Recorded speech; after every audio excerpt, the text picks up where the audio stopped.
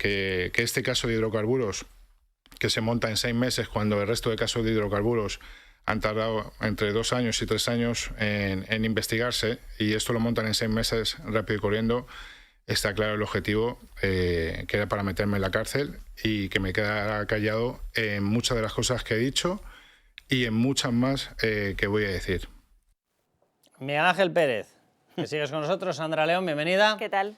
Bueno, vamos a ver, pongamos las cosas claras. Víctor de Aldama es una persona que es la ramificación principal y la punta de lanza de la narcodictadura en España. Vamos a hablar claro, ¿vale? Venía aquí con una trama, venía aquí con dinero para engrasar, para hacer negocios. Han acabado implicados 11 ministerios. Hay negocios colaterales que acaban, ya veremos si tienen contenido penal o no, pero que acaban en Begoña Gómez. Otros que hablaban del número 1. Aparecen un rescate, el número 1 era Pedro Sánchez. Aparecen reuniones del rescate previas a que ni tan siquiera hubiese sido solicitado. Todo eso lo tramitaba este señor. Lo digo por amortiguar las versiones. Dice, no, esto se hizo para detenerme. Vamos a ver, hay un fraude como la copa de un pino en otro escándalo donde también la licencia fue supervisada por Maroto y entregada por Teresa Rivera, donde además aparecen negocios colaterales de Begoña Gómez con Teresa Rivera para la España vaciada. O sea, vamos a relajarnos todos. Este señor fue llevado a prisión porque el sistema judicial en España, gracias a Dios, sigue funcionando. No gracias a Sánchez, desde luego. Y porque el sistema policial está haciendo lo que tiene que hacer. Entonces a este señor se le lleva, perdón por la expresión, a la trena porque tenía que estar en la trena. Y cuando pacta dar información, entonces se les permite sacar. Aquí, para santificar, por lo menos en mi programa, pedimos un poquito más, ¿vale? Entonces, ¿este señor está dando información? Sí. ¿Este señor es un santo? Esperen que me parta de la risa, ¿vale? Entonces, el que defienda lo que quiera, pero por este caso estuvo, mejor dicho, en prisión y se le saca porque empieza a dar información. Los mismos que han dado credibilidad a la información que está dando son los mismos que lo llevaron a prisión. Los mismos. Así que yo la credibilidad se la pongo, en este caso, en el juez, en la actuación de la UCO y en este caso concreto en la Fiscalía Anticorrupción, que parece que no ha debido quedar horneada del todo por Álvaro García Ortiz. Digo por aclarar los términos, que es que aquí la gente se viene arriba y a saber dónde acabamos. Miguel Ángel, que veo que te ríes. No, es que estoy totalmente de acuerdo contigo, ¿no? O sea, al final, yo el rollo de la conspiración, de los complots, no, vamos a ver, esta investigación surge precisamente a raíz de la trama Koldo. Nosotros hemos publicado en Libertad Digital mogollón de noticias relacionadas precisamente con los tratos que tenía Aldama con el régimen de Nicolás Maduro a través de Delcy Rodríguez, con la compra de petróleo a países árabes, o sea, de todo tipo, etcétera. Y de ahí pues empiezan a tirar del hilo los agentes de la UCO y dicen, ojo, porque aquí hay una trama paralela, o sea, que aquí hay una trama paralela, que es la trama de hidrocarburos, que en principio, pues aunque haya algún personaje coincidente, que es el propio Aldama, no tiene nada que ver con la trama Koldo, y por eso se pone en paralelo y va a parar al juez Pedraza de la Audiencia Nacional. Fíjate que una de las empresas implicadas, porque ¿esto qué era? Bueno, estos señores se dedicaban a la venta de hidrocarburos y estaban estafando con el IVA, 182 millones. ¿Solo estafando con el IVA? Eso es lo que se está investigando, porque para tener, Sandra, una cuota de IVA impagada de 182 millones, hombre, tienes que haber generado un negocio de más de 1.000 millones. ¿De dónde venía el petróleo? ¿Quién lo controlaba? Lo digo porque Venezuela es país exportador de petróleo, ¿vale? Claudio Rivas es el socio de Víctor de Aldama. Le han preguntado 500 veces a Ángel Víctor Torres, actual ministro, en aquel momento presidente de la Comunidad Autónoma de Canarias, le han preguntado que si es capaz de negar un encuentro con Claudio Rivas. No se atreve a negarlo. Entonces, esto es una ramificación, pero cuidado que tiene un aspecto. La licencia, ¿quién se la concede a Villafuel? Teresa Rivera. Claro. ¿De dónde venían? De reunirse con Reyes Maroto. O sea, anda que tiene un tufarro, esto se inventó para meterme a mí en prisión. A ver si van a acabar más en prisión. Hombre, es que aquí hay que analizar varias cosas. Primero, que habla de que esto se montó en 6 meses, pero bueno, estamos hablando de que la licencia se la concede Teresa Rivera en el año 2022 y además se la concede ya con claras irregularidades, porque lo que se está viendo una vez que se ha levantado el secreto de sumario del caso de hidrocarburos es que ya cuando le dan esa licencia, para empezar no cumplía los requisitos de capital. Tenía que tener 3 millones de euros y no los cumplía. El préstamo se lo dan después de su constitución. Ahí entraría luego, una explicación de María Jesús Montero. Chiqui, ¿qué son 3 millones? Sí, Chiqui. Pues eso. Pero luego es un suma y sigue, porque luego más adelante, cuando entra en juego el CORES, que es el organismo de las reservas estratégicas, que controla las reservas estratégicas, se dan cuenta de que esta empresa lo que está haciendo es vender muy por encima de las previsiones que les había planteado al gobierno.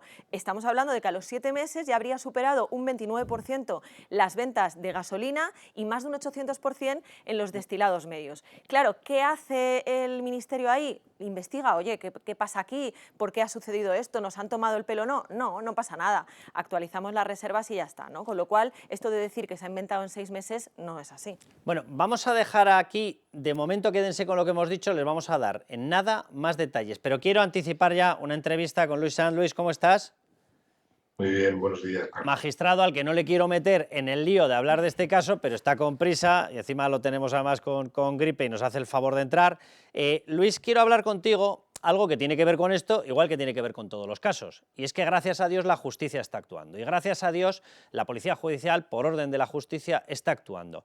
Y no por gracia de Dios, sino más bien por desgracia, y muy terrenal, hay alguien que se está encargando de tramitar determinadas reformas para quitar poder de actuación a los jueces. Desde mi punto de vista, absolutamente inconstitucionales, es una forma de meter mano en todo el aparataje judicial que a mí me parece una auténtica barbaridad, pero te lo quiero preguntar a ti, Luis, porque vamos a hablar, por ejemplo, de las normas con las que están limitando muchas de estas cosas que estamos viendo. El caso de hidrocarburos no, pero muchas del resto se han activado gracias a una acusación popular, en concreto el caso Begoña Gómez, en concreto el caso David Sánchez, del hermano, y eso se lo quiere cargar Pedro Sánchez.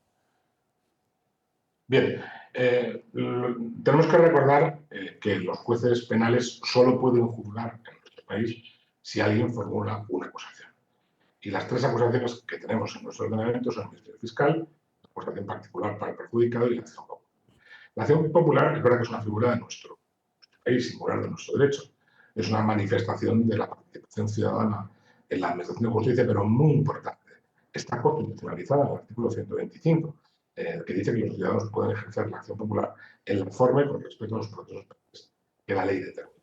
El sentido esencial, el sentido nuclear de la acción popular es apoderar al ciudadano para que pueda impulsar la acción de la justicia penal sin tener que invocar ningún perjuicio ni interés propio, sino en defensa de la población.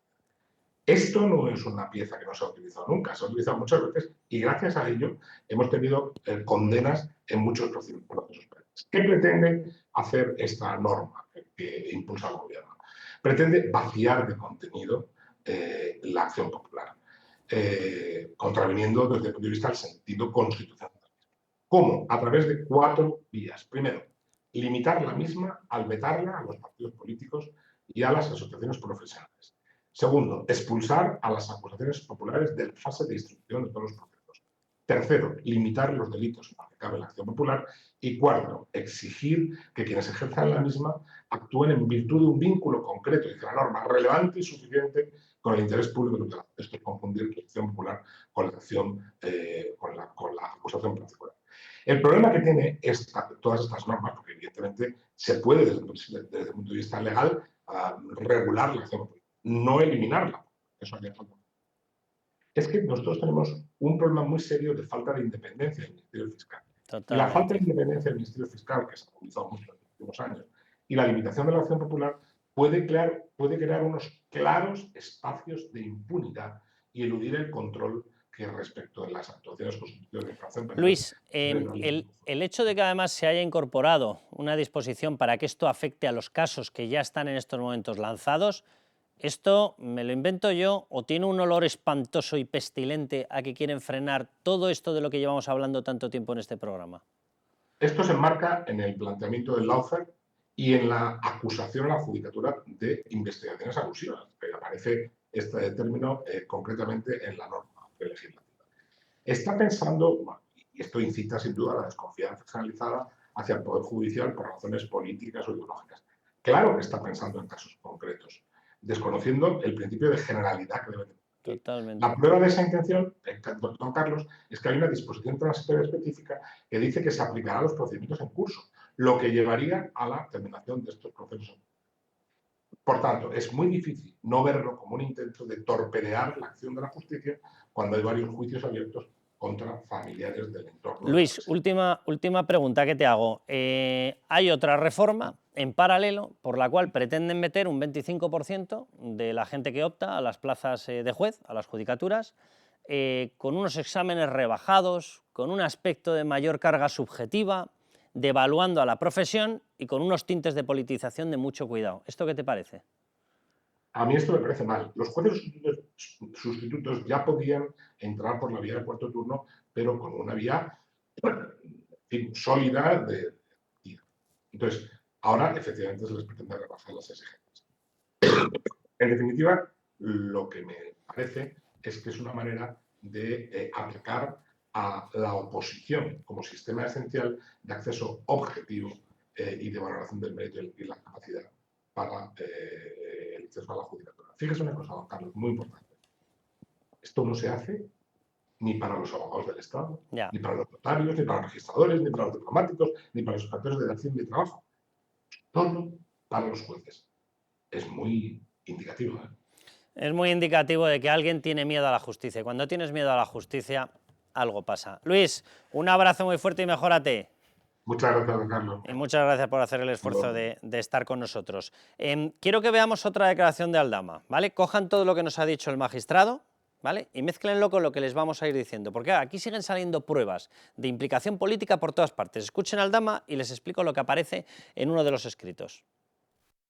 Se le ha preguntado por sociedades que han emitido facturas, que entiendo que es la portuguesa, ¿no? Atmosfera y MTM. Sí. MTM, que es una sociedad ya conocida por esta casa, ¿verdad? Esas facturas se han emitido y ha dicho que se han tributado correctamente. Todas. Vale, entramado internacional, que se emitían las facturas, bueno, veremos las que se han emitido, lo cierto es que hay un fraude de 182 millones, esa es la acusación. Vale, déjenme que me vaya, folio 53, uno de los últimos informes de la UCO, Unidad Central Operativa de la Guardia Civil, y fíjense lo que dice. Indicador 10 de los indicadores de esta trama, uso de influencia sobre políticos, medios de comunicación, administración pública, autoridades judiciales o sobre la actividad económica, corrupción. Y miren lo que dice, la investigación ha permitido identificar la vinculación de Víctor Aldama con cargos políticos en una investigación por blanqueo de capitales y delitos contra la administración pública que derivaron en Víctor Aldama se encuentra relacionado directamente con altos cargos del gobierno y del Partido Socialista, relaciones que se están investigando por revertir indicios de criminalidad relacionados con los delitos anteriormente señalados. Esto es del caso hidrocarburos. Algunos han vuelto a salir a la palestra a decir que no, el caso hidrocarburos, que no tiene nada que ver, se lo voy a repetir. Víctor Aldama se encuentra relacionado con altos cargos del Gobierno y del PSOE que revierten indicios de criminalidad relacionados con los delitos anteriormente señalados.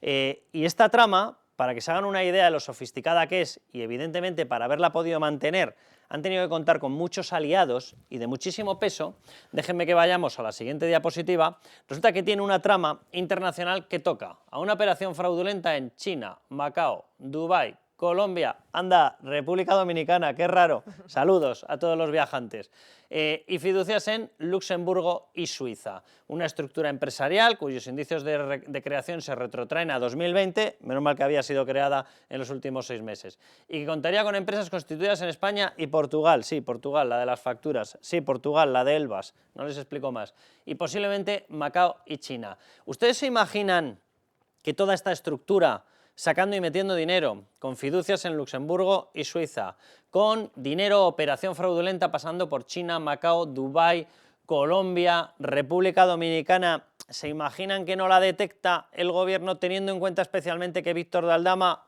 y me voy a la otra diapositiva, resulta que tenía contactos con altos cargos del gobierno y del PSOE que la propia UCO considera revestidos o metidos en la trama criminal? ¿A ustedes les parece sensato pensar eso? O más bien lo que tenemos que pensar es que obviamente la trama de hidrocarburos es una de las patitas y posiblemente, ya que tenía un negocio muy lucrativo como el petróleo, era la hucha con la que se pagaba. Os hago la pregunta. Bueno, yo es que creo que el primer párrafo que has leído del informe de la UCO es lo suficientemente relevante, ¿no? Ya se habla abiertamente de esas relaciones con altos cargos del Partido Socialista y del Gobierno, relaciones que se están investigando por revertir indicios de criminalidad.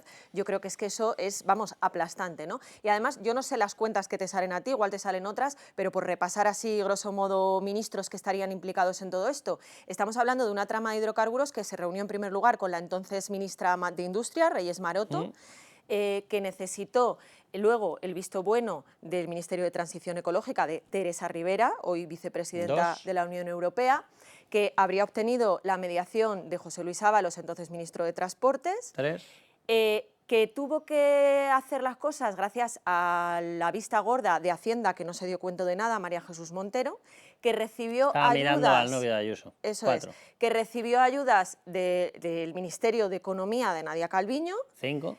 que entre medias también sale por ahí Ángel Víctor Torres, que está en todas partes, ¿no? Sí, está. Que Menos mal que los encuentros sean discretos, porque si llegan a ser publicitados... Que evita pues aclarar si ha tenido reunión o no. O sea, que es que estamos hablando de muchos ministerios y probablemente me deje alguno ahora mismo por encima. Y yo repito, una de las ramificaciones eran unos encuentros entre Teresa Rivera y Begoña Gómez.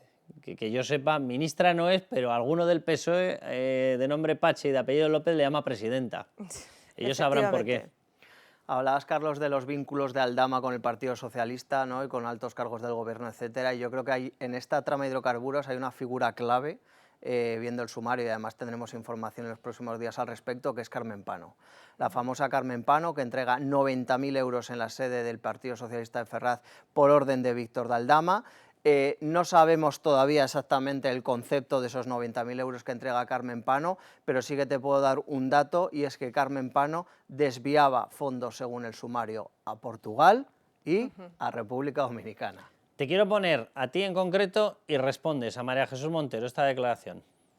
Las actuaciones en las que el señor Aldama está en curso en un procedimiento penal proceden de la agencia tributaria, tanto en la parte y en la pieza relativa al fraude de hidrocarburos como en la pieza relativa a la que ustedes vienen a llamar Tramacoldo. Ambas actuaciones se inician con la iniciativa de la propia agencia tributaria. Se inician con el inicio iniciado. Esto es verdad. Una tomadura de pelo más de María Jesús Montero. En los informes de la UCO no dice nada de esto. Vamos a ver, cuando están haciendo sus labores de investigación, evidentemente avisan a la agencia tributaria.